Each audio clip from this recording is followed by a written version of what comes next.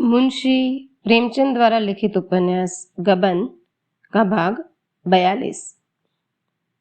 ठीक 10 बजे जालपा और देवीदिन कचहरी पहुंचे। दर्शकों की काफी भीड़ थी। ऊपर की गैलरी दर्शकों से भरी हुई थी।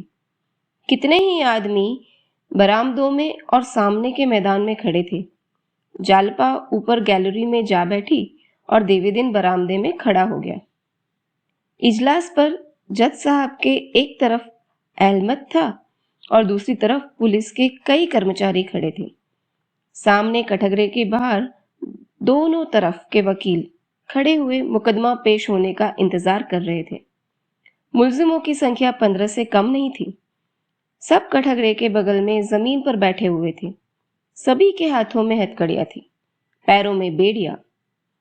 कोई लेटा था, कोई बैठा था, कोई आपस में बातें कर रहा था, कोई दो पंजे लड़ा रहा था। दो में किसी विषय पर बहस हो रही थी। सभी प्रसन्नचित्त थे। घबराहट, निराशा या शोक का किसी के चेहरे पर चिन्ह भी नहीं था। 11 बजते बजते अभियोग की पेशी हुई। पहले जाब्ते की कुछ बातें हुई, फिर 2-1 पुलिस की शहादतें हुई। अंत में कोई 3 बजे रमानाथ गवाहों के कटघरे में लाया गया। दर्शकों में सनसनी सी फैल गई। कोई तंबोली की दुकान से पान खाता हुआ भागा, किसी ने समाचार पत्र को मरोड़कर जेब में रखा और सब इजलास के कमरे में जमा हो गए। जालपा भी संभल कर बारजे में खड़ी हो गई। वह चाहती थी कि एक बार रमा की आंखें उठ जाती और वह उसे देख लेती, लेकिन रमा सिर झुकाए खड़ा था, मानो वह इधर उधर देखते डर रहा हो। उसके चेहरे का रंग उड़ा हुआ था, कुछ सहमा हुआ, कुछ घबराया हुआ, कुछ तरह खड़ा था, मानो उसे किसी ने बांध के रखा हो और भागने की कोई राह नहीं है। जालपा का कलेजा धक धक कर रहा था, मानो उसके भाग्य का निर्णय हो रहा हो। रमा का बयान शुरू हुआ। पहला ही वाक्य सुनकर जालपा सिहर उठी। दूसरे वाक्य ने उसकी त्योरियों पर बल डाल दिए। तीसरे वाक्य ने उसके चेहरे का रंग ही फीका कर दिया और चौथा वाक्य सुनते ही वह एक लंबी सांस खींचकर पीछे रखी हुई कुर्सी पर टिक गई। मगर फिर दिल नहीं माना। जंगले पर झुककर फिर उधर कान लगा दिए। वही पुलिस की सिखाई हुई शहादत थी जिसका आशय वह देवीदिन के मुंह से सुन चुकी थी। अदालत में सन्नाटा छाया हुआ था। जालपा ने कई बार खांसा कि शायद अब भी रमा की आंखें ऊपर उठ जाए, लेकिन रमा का सिर और भी झुक गया। मालूम नहीं उसने जालपा के खांसने की आवाज पहचान ली या आत्मग्लानि का भाव उदय हो गया। उसका स्वर भी कुछ धीमा हो गया। एक महिला ने, जो जालपा के साथ ही बैठी थी, नाक सिकोड़कर कहा, जी चाहता है इस दुष्ट को तो मैं गोली मार दूं। ऐसे ऐसे स्वार्थी भी इस देश में पड़े हैं जो नौकरी या थोड़े से धन के लोभ में निरपराधों के गले पर छुरी उधरने से भी नहीं हिचकते। जालपा ने कोई जवाब नहीं दिया। एक दूसरी महिला ने, जो आंखों पर ऐनक लगाए हुई थी, निराशा के भाव से कहा, इस अभागे देश का अब तो ईश्वर ही मालिक है। गवर्नरी तो लाला को कहीं नहीं मिल जाती। अधिक से अधिक कहीं क्लर्क हो जाएंगे। उसी के लिए अपनी आत्मा की हत्या कर रहे हैं। मालूम होता है कोई मरबूखा नीच आदमी है, पल्ले सिरे का कमीना और छिछोरा है। तीसरी महिला ने ऐनक वाली देवी से मुस्कुराकर पूछा, आदमी फैशनेबल है और पढ़ा लिखा भी मालूम होता है, भला तुम इसे पा जाओ तो क्या करो? ऐनकबाज देवी ने उद्दंडता से कहा, नाक काट लूं, बस नकटा बनाकर छोड़ दूं इसे। और जानती हो मैं क्या करूं? नहीं, शायद गोली मार दोगी। ना, गोली ना मारूं, सरे बाजार खड़ा करके 500 जूते लगवाऊं, उसकी चांद गंजी हो जाए। उस पर तुम्हें जरा भी दया नहीं आएगी। दया कुछ कम दया है। उसकी पूरी सजा तो यह है कि किसी ऊंची पहाड़ी से ढकेल दिया जाए। अगर यह महाशय अमेरिका में होते तो जिंदा ही जला दिए जाते। एक वृद्धा ने इन युवतियों का तिरस्कार करके कहा, क्यों व्यर्थ में मुंह खराब कर रही हो? वह घृणा के योग्य नहीं, दया के योग्य है। देखती नहीं हो उसका चेहरा कैसा पीला हो गया है, जैसे कोई उसका गला दबाए हुए हो। अपनी माँ या बहन को देख ले तो जरूर रो पड़े। आदमी दिल का बुरा नहीं है। पुलिस ने धमकाकर उसे सीधा किया है। मालूम होता है एक एक शब्द उसके हृदय को चीर चीर कर निकल रहा है। ऐनक वाली महिला ने व्यंग्य किया। जब अपने पांव काटा चुभता है तब आह निकलती है। जालपा अब वहां नहीं ठहर सकी। एक एक बात चिंगारी की तरह उसके दिल पर गगोले डाले देती थी। ऐसा जी चाहता था कि इसी वक्त उठकर कह दे, यह महाशय बिल्कुल झूठ बोल रहे हैं, सरासर झूठ, और इसी वक्त इसका सबूत दे दे। वह इस आवेश को पूरे बल से दबाए हुए थी। उसका मन अपनी कायरता पर उसे धिक्कार कर रहा था। क्यों वह इसी वक्त सारा वृत्तांत नहीं कह सुनाती।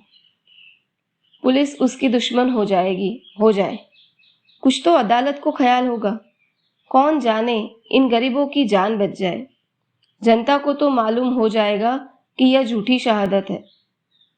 उसके मुंह से एक बार आवाज निकलते निकलते रह गई। परिणाम के भय ने उसकी जबान पकड़ ली। आखिर उसने वहां से उठकर चले जाने में ही कुशल समझा।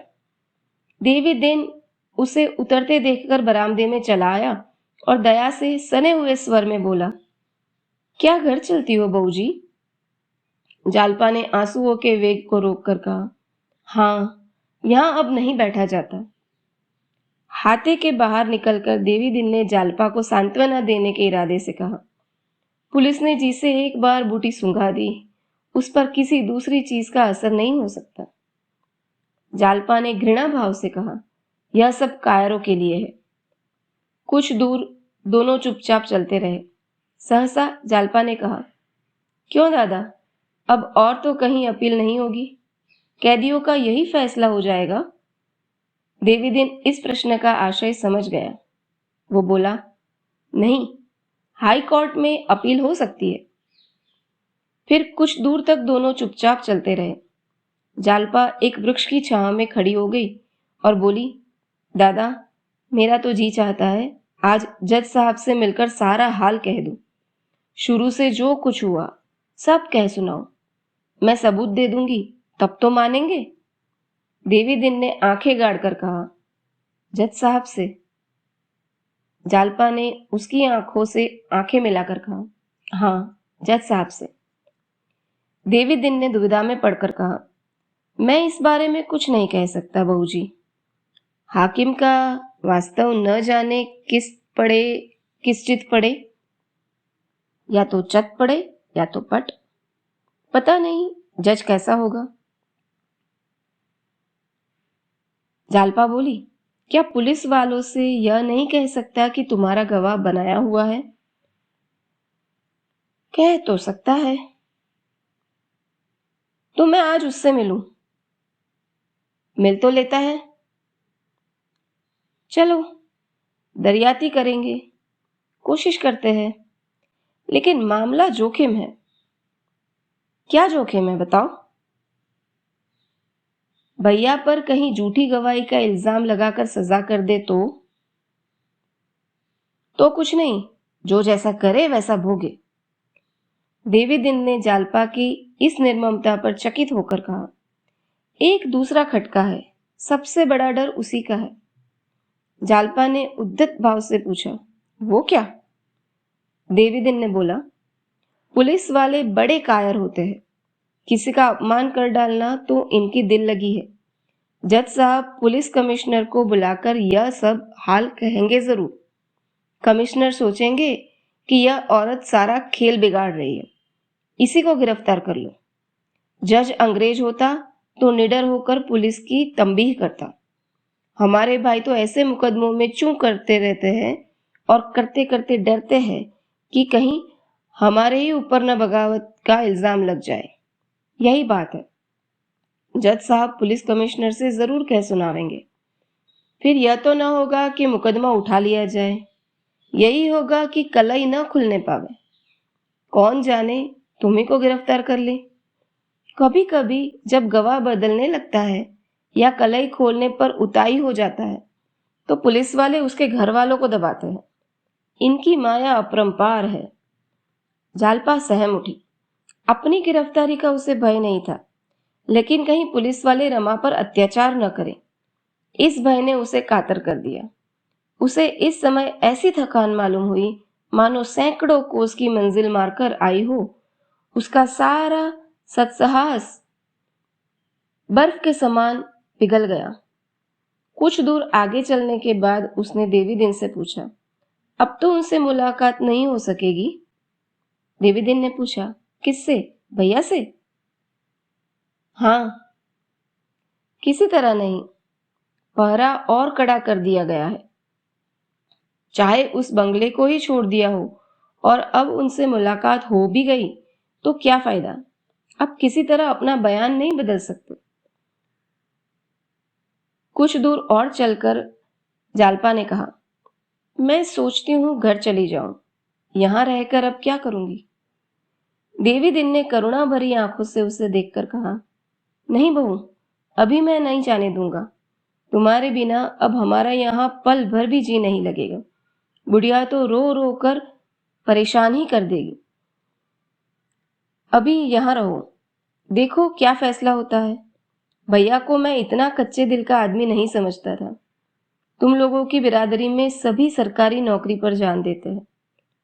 मुझे तो कोई 100 रुपए भी तलब दे तो नौकरी नहीं करूं। अपने रोजगार की बात ही दूसरी है। इसमें आदमी कभी थकता ही नहीं। नौकरी में जहां 5 से 6 घंटे हुए कि देह टूटने लगी, जमाइयां आने लगी। रास्ते में और कोई बातचीत नहीं हुई। जालपा का मन अपनी हार मानने के लिए किसी तरह राजी नहीं होता था। वह परास्त होकर भी दर्शक की भांति यह अभिनय देखने से संतुष्ट नहीं हो सकती थी। वह उस अभिनय में सम्मिलित होने और अपना पार्ट खेलने के लिए विवश हो रही थी। क्या एक बार फिर रमा से मुलाकात नहीं होगी? उसके हृदय में उन जलते हुए शब्दों का एक सागर उमड़ रहा था जो वह उससे कहना चाहती थी। उसे रमा पर जरा भी दया नहीं आती थी। उसे रत्ती भर सहानुभूति नहीं होती थी। वह उससे कहना चाहती थी, तुम्हारा धन और वैभव तुम्हें मुबारक हो। जालपा उसे पैरों से ठुकराती है। तुम्हारे खून से रंगे हुए हाथों के स्पर्श से मेरी देह में छाले पड़ जाएंगे। जिसने धन और पद के लिए अपनी आत्मा बेच दी, उसे मैं मनुष्य नहीं समझती। तुम मनुष्य नहीं हो, तुम पशु भी नहीं, तुम तो कायर हो, कायर। जालपा का मुखमंडल तेजमय हो गया। गर्व से उसकी गर्दन तन गई। यह शायद समझते होंगे, जालपा जिस वक्त मुझे जब्बेदार पगड़ी बांध घोड़े पर सवार देखेगी, फूली नहीं समाएगी। जालपा इतनी नीच नहीं है। तुम घोड़े पर नहीं, आसमान में उड़ो। मेरी आंखों में हत्यारे हो, पूरे हत्यारे।